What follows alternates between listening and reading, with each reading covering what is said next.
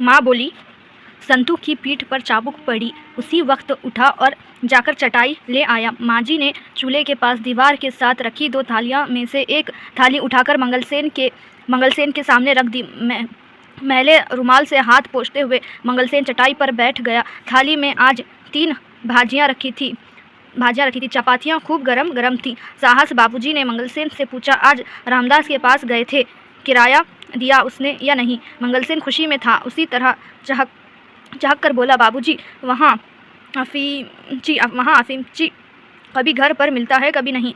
आज घर पर था ही नहीं। एक थप्पड़ में तेरा मुंह पर लगाऊंगा। तुमने क्या मुझे बच्चा समझ रखा है? रसोई घर में साहस सन्नाटा छा गया। माँ ने होठ बिछ लिए मंगलसेन की पुलकन सिहरन में बदल गई। उसका दायां गला हिलने सा लगा, जैसे चपाट पड़ने पर सचमुच हिलने लगता है। 6 महीने के किराए उस पर चढ़ गया है। तू करता क्या रहता है? नुक्कड़ में बैठे संतू के भी हाथ बर्तनों को मलते मलते रुक गए। भाई बहन फर्श की ओर देखने लगे। हाय बेचारा मनोरमा ने मन ही मन कहा और अपने पैरों की उंगलियों की ओर देखने लगी। वीरजी का खून खौल उठा। चाचा जी गरीब है, इसलिए इन्होंने इतना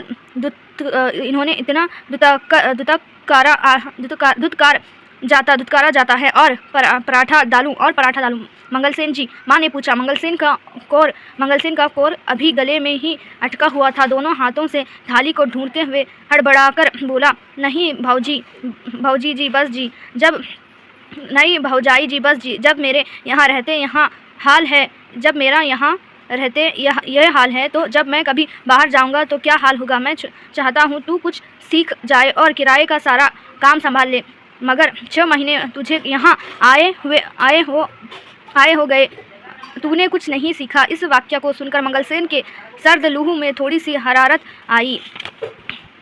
मैं आज ही किराया ले आऊँगा। बाबूजी ना देगा तो जाएगा कहाँ? मेरा भी नाम मंगलसेन है। मुझे कभी बाहर जाना पड़ा तो तुम्ही को काम संभालना है। नौकर कभी किसी को कमाकर नहीं खिलाता। ज़मीन जायदाद का काम करना हो तो सुस्ती से काम नहीं चलता, कुछ हिम्मत से काम लिया करो। मंगलसेन के बदन में झुरझुरी हुई। दिल में ऐसा उल्लास उठा कि जी चाहा पगड़ी उतार कर बाबूजी के कदमों पर रख दे। हुक्म कर बोला, चिंता ना करो जी, मेरे होते यहाँ चिड़ी फड़क जाए तो कहना। डर किस बात का? मैंने लाम देखी है बाबूजी। बसरे की लड़ाई में कप्तान रस्किन था हमारा। कहने लगा, देखो मंगलसेन, हमारी शराब की बोतल लारी में रह गई है, वहाँ हमें चाहिए। उधर मशीन गन चल रही थी। मैंने कहा अभी लो साहब, और अकेले में वहाँ से बोतल निकाल लाया। ऐसी क्या बात है? मंगलसेन फिर चहकने लगा। मनोरमा मुस्कुराई और कनखियों से अपने भाई की ओर देखकर धीमे से बोली, चाची जी की दुम फिर हिलने लगी। मंगलसेन ने खाना खा चुका था। उठते हुए हंसकर बोला, तो 4 बजे चलेंगे ना सगाई दलवाने? तू जा अपना काम देख, जो ज़रूरत हुई तो तुम्हें बुला लेंगे। बाबूजी बोले। चाचा मंगलसेन का दिल धक से रह गया। संतू शायद ठीक ही कहता था, मुझे नहीं ले चलेंगे। उसे रुलाई सी आ गई, मगर फिर चुपचाप उठ खड़ा हुआ। बाहर जाकर जूते पहने, छड़ी उठाई और झुलते हुए सीढ़ियों की ओर जाने लगा। वीरजी का चेहरा क्रोध और लज्जा से तमतमा उठा। मनोरमा को डर लगा कि बात और बिगड़ेगी। वीरजी कहीं बाबूजी से ना उलझ बैठे। माँ जी को भी बुरा लगा। धीमे से कहने लगी, देखो जी, नौकरों के सामने मंगलसेन की इज्जत आबरू का कुछ तो ख्याल रखा करो। आखिर तो खून का रिश्ता है, कुछ तो मुँह मुलाहिजा रखना चाहिए। दिन भर आपका काम करता है। आगे देखिए।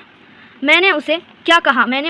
बाबूजी ने हैरान होकर पूछा। यूं रुखाई के साथ नहीं बोलते, वहाँ क्या सोचता होगा? इस तरह बेआबरूई किसी की नहीं करनी चाहिए। क्या बक रही हो? मैंने उसे क्या कहा है? बाबूजी बोले। फिर साहस वीरजी की ओर घूर कर कहने लगा, अब तू बोल भाई, क्या कहता है? कोई भी काम ढंग से करने देगा या नहीं? मैंने कहा दिया, पिताजी आप अकेले जाइए और लेकर सगाई डलवा लाइए। रसोई घर में चुप्पी छा गई। इस समस्या का कोई हल नजर नहीं आ रहा था। वीरजी टस से मस नहीं हो रहे थे। साहस बाबूजी ने सिर पर की पगड़ी उतारी और सिर आगे को झुकाकर बोले, कुछ तो इन सफ़ेद बालों का ख्याल कर, क्यों हमें रुसवा करता है। वीरजी गुस्से में थे। चाचा मंगलसेन गरीब है, इसलिए उसके साथ ऐसा बुरा व्यवहार किया जाता है। यहाँ बात उसे खल रही थी, मगर जब बाबूजी ने पगड़ी उतारकर अपने सफ़ेद बालों की दुहाई दी तो सहम गया। फिर भी साहस करके बोला, यदि आप अकेले नहीं जाना चाहते तो चाचा जी को साथ ले जाइए, बस 2 जने चले जाएं। कौन से चाचा को? मांझी ने पूछा। चाचा मंगलसेन को। कोने में बैठे संतू ने भी हैरान होकर सिर उठाया। माँ झट से बोली, हाय हाय मेरा बेटा, हाय हाय बेटा, शुभ शुभ बोलो। अपने रईस भाइयों को छोड़कर इस मरदूत को साथ ले जाएं, सारा शहर थू थू करेगा। माँ जी अभी तो आप कह रही थी खून का रिश्ता है, किधर गया खून का रिश्ता? चाचा जी गरीब है, इसीलिए मैं कब कहती हूँ यहाँ ना जाए, यहाँ भी जाए, लेकिन और संबंधित भी तो जाएं। अपने धनी मनी संबंधियों को छोड़ दे और इस बहुरूपिया को साथ ले जाएं। क्या यहाँ अच्छा लगेगा? तो फिर बाबूजी अकेले जाएं।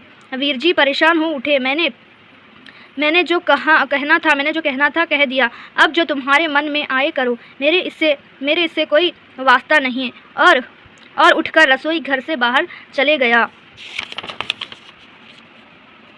बेटे के यूं उठ जाने से रसोई घर में चुप्पी छा गई। माँ और बाप दोनों का मन खिन्न हो उठा। ऐसा शुभ दिन हो, बेटा घर पर आए और यूं तकरार होने लगे। माँ का दिल टुक टुक होने लगा। उधर बाबूजी का क्रोध बढ़ रहा था। उनका जी चाहता था कह दे, जा फिर मैं भी नहीं जाऊंगा, भेज दे जिसको भेजना चाहता है। मगर यहाँ वक्त झगड़े को लंबा करने का ना था। सबसे पहले माँ ने हार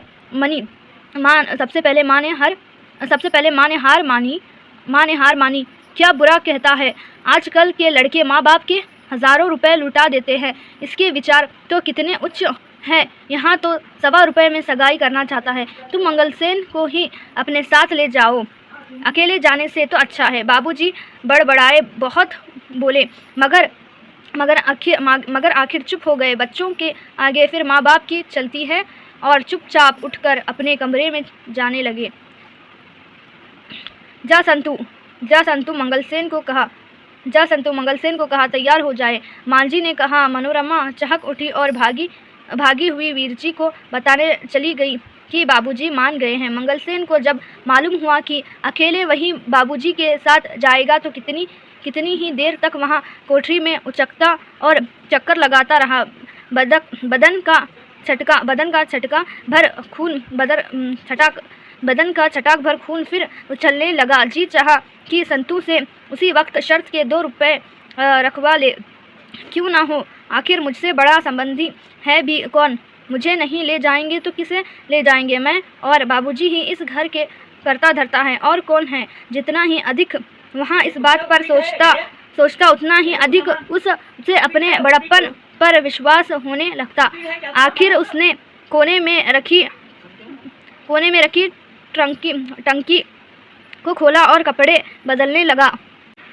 घंटा भर बाद जब मंगलसेन तैयार होकर आंगन में आया तो मांझी का दिल बैठ गया। यहाँ सूरत लेकर संबंधियों के घर जाएगा। मंगलसेन के सिर पर खाकी पगड़ी, नीचे मैली कमीज के ऊपर खाकी फौजी कोट जिसके धागे निकल रहे थे, और नीचे धारीदार पजामा और मोटे मोटे काले बूट। माँ को रुलाई आ गई, पर यहाँ अवसर रोने का नहीं था। अपनी रुलाई को दबती हुई वहाँ आगे बढ़ आई।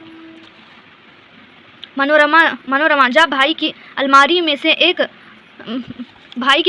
से एक धुला पजामा निकाल ला। फिर बाबूजी के कमरे की ओर मुंह करके बोली, सुनते हो जी, अपनी एक पगड़ी इधर भेज देना। मंगलसेन के पास ढंग से पगड़ी नहीं है। मंगलसेन का कार्यकल्प होने लगा। मनोरमा पजामा ले आई। संतू बूट पालिश करने लगा। आंगन के एन बीचों बीच एक कुर्सी पर मंगलसेन को बिठा दिया गया और परिवार के लोग उसके आसपास भागा दौड़ करने लगे। कहीं से मनोरमा की दो सहेलियां भी आ पहुंची थी। मंगलसेन पहले से भी छोटा लग रहा था। नंगा सिर, दोनों हाथ घुटनों के बीच छोड़े वहां आगे की ओर झुक कर बैठा था। बार बार उसे रोमांच हो रहा था। मंगलसेन का स्वप्न सचमुच साकार हो उठा। समधियों के घर में उसकी वहां अवभगता हुई की देखते बनता था। मंगलसेन आराम कुर्सी पर बैठा था और पीछे एक आदमी खड़ा पंखा झल रहा था। समधी आगे पीछे हाथ बांधे घूम रहे थे। एक आदमी ने सचमुच झुककर बड़े आग्रह से कहा, और दूध लाऊं चाचा जी, थोड़ा सा और जवाब में मंगलसेन ने कहा, हाँ, आधा गिलास ले आओ। समधियों के घर की ऐसी सज धज की मंगलसेन दंग रह गया और उसका सिर हवा में तैरने लगा। आवाज़ ऊंची करके बोला, लड़की कुछ पढ़ी लिखी भी है या नहीं? हमारा बेटा तो MA पास है जी, आपकी दया से लड़की ने इसी साल BA पास किया है। घर का काम धाम भी कुछ जानती है या सारा वक्त किताबें ही पढ़ती रहती हैं? जी, थोड़ा बहुत जानती है। थोड़ा बहुत क्यों? आखिर सगाई दिलवाने का वक्त आया। समधी बादामों से भरे कितने ही थाल लाकर बाबूजी और मंगलसेन के सामने रखने लगे। बाबूजी ने हाथ बांध दिए। मैं तो केवल 1 रुपया और 4 आने लूँगा। मेरा इन चीज़ों में विश्वास नहीं है।